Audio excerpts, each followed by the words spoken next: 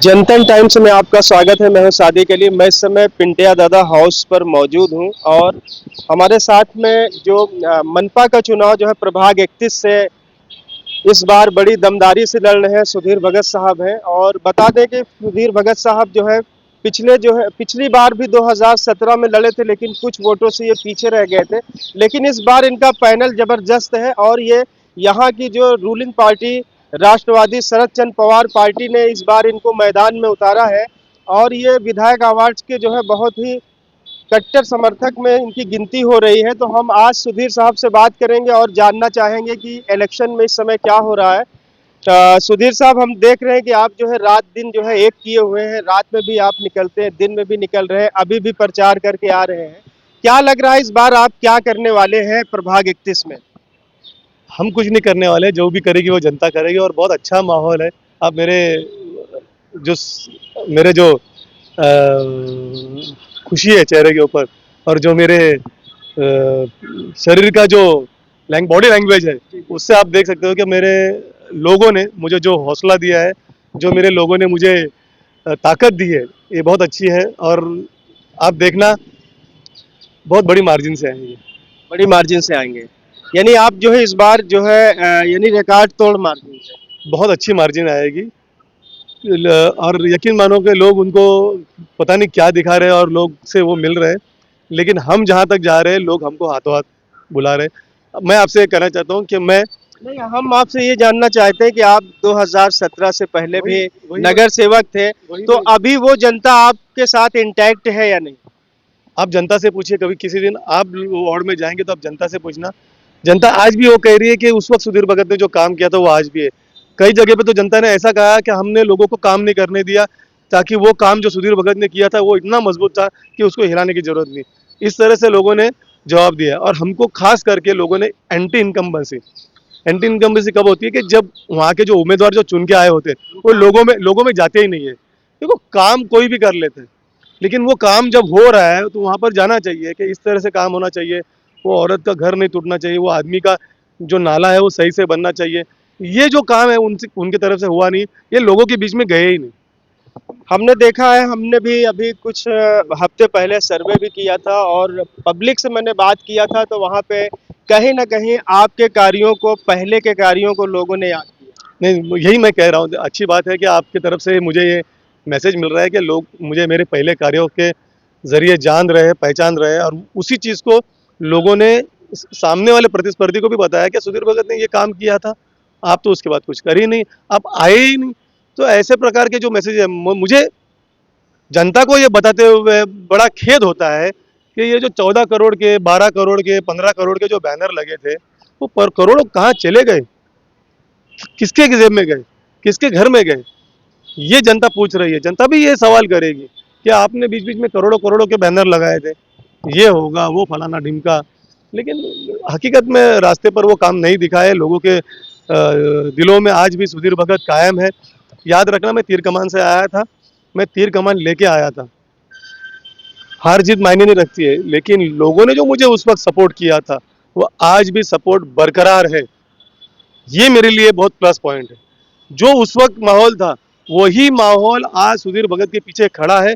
साथ ही साथ मेरे जो पैनल के जो लोग हैं वो उसको और मजबूत कर रहे हैं। अभी हमारे इसमें मेरे सीनियर लीडर महेंद्र कुमुरलेकर साहब है, उनका एक अपना ऑरा है, उनकी एक अपनी स्टाइल है, उनका एक अपनी छवि है, सातपुतेताई है। जो जो उनकी जो पकड़ है उसका हमें फायदा हो रहा है। उनकी जो लड़की है वो जो हर घर घर में जाती है या गली गली में जाती है और जो काम करती है, उसका मुझे बेनिफिट होगा। उस वक्त मैं अकेला था, आज पूरा का पूरा कुनबा मेरे साथ में, पूरा के पूरा घर मेरे साथ में, मेरी जनता मेरे साथ में। तो आप यकीन मानिए, मार्जिन बहुत बड़ा होगा। सुधीर साहब, हम आपसे कुछ बेसिक सवाल करेंगे।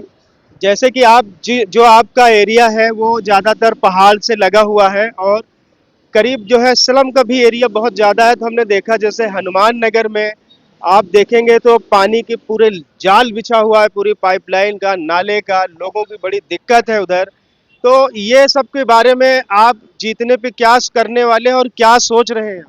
जब मैं चुन के आया था, मैंने ठाकुरपाड़ा हनुमान नगर के सब पाइपलाइन कट कर दिए थे। नीचे से ऊपर तक 6 इंच की लाइन डाली थी, 10 इंच की लाइन डाल के 10 इंच को 6 इंच में कन्वर्ट करके लोगों को उनके घर के पास से कनेक्शन लेने। लेकिन पिछले 8 साल के अंदर हमारे सामने जो प्रत्याशी है, मेरे सामने, उसने 500-500 रुपए में कनेक्शन बेचे हैं। और उस 500-500 उनके जो कार्यकर्ता थे, झोलर छाप, उन्होंने वो, ये या आरोप लगा रहे हैं। आप आरोप समझिए या उसको आप मेरा चैलेंज समझिए। मैं उनको आज भी बोलता हूँ कि वो जो लोग हैं, उनके आप नाम पूछिए, उनका टैक्स पूछिए, तो पता चलेगा कि उसमें से 80% कनेक्शन बोगस है। होता क्या है, हमने वहाँ लोगों से जैसे देखा कि काफी जो है आने जाने के लिए, नाले के लिए बड़ी दिक्कत है। आप पत्रकार हो, आपने हर जगह पे राउंड मारी रहेगी, आपने हर जगह पे आपका मुआयना किया होगा।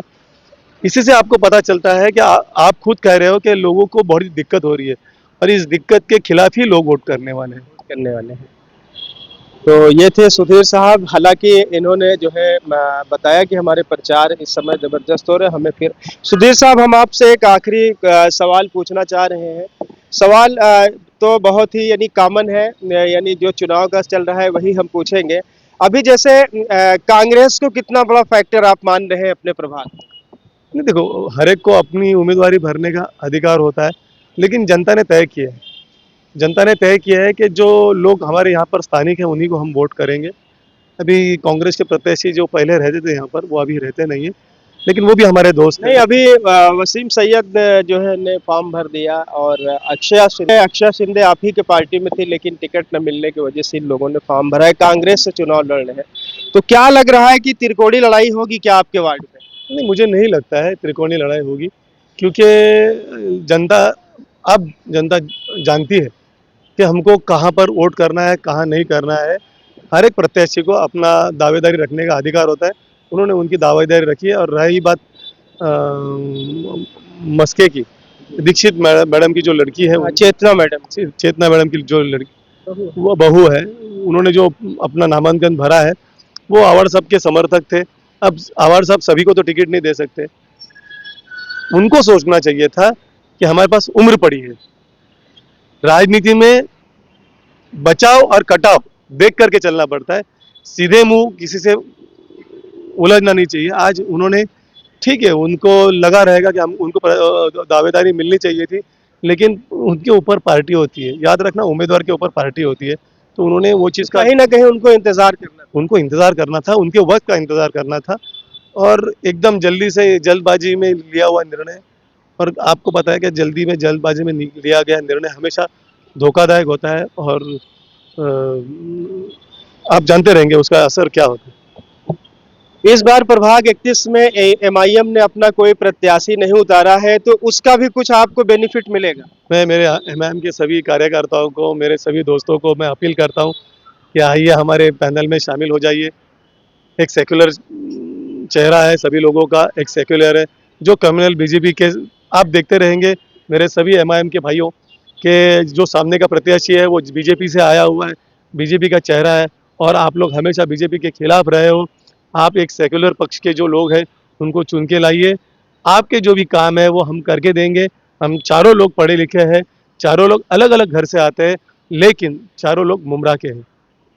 तो कहीं ना कहीं जो है सुधीर साहब को लगता है कि इस बार एमआईएम ने भी जो है यहाँ पर जो है कोई कैंडिडेट नहीं उतारा। पिछली बार तो वो लोग भी फाइट किए थे, कुछ ऐसा लग रहा है। नहीं, किए थे, लेकिन उतनी नहीं दे पाया टक्कर। उन्होंने देख लिया कि सैफ भाई ने देखा कि हम प्रत्याशी उतार करके सिर्फ लड़ने के लिए चुनाव नहीं लड़ना चाहिए, जीतने के लिए चुनाव लड़ना चाहिए। तो उनको लगा ऐसा कि प्रत्याशी जीत नहीं पाएंगे, इसलिए शायद उन्होंने नामांकन नहीं भरा। तो हम मान के चले कि हम होने वाले नगर सेवक से बात करें। जनता ठहराएगी। हम जनता जनार्दन से बड़े नहीं हैं। जो भी है जनता जनार्दन तय करेगी। हाँ, लेकिन इतना है कि 16 तारीख को गुलाल हम ही उड़ाएंगे। तो ये सुधीर भगत थे, और जैसा कि हमने बात किया और इन्होंने बताया कि जो है इस बार जो है गुलाल हम ही उड़ाएंगे। तो खैर ये तो वक्त बताएगा, अभी चुनाव जो है 15 जनवरी को है, और हम इनसे बीच में भी बात करने की कोशिश करेंगे और जानना चाहेंगे। तो आप देखते रहिए जनता टाइम्स और हमारे चैनल को सब्सक्राइब करें।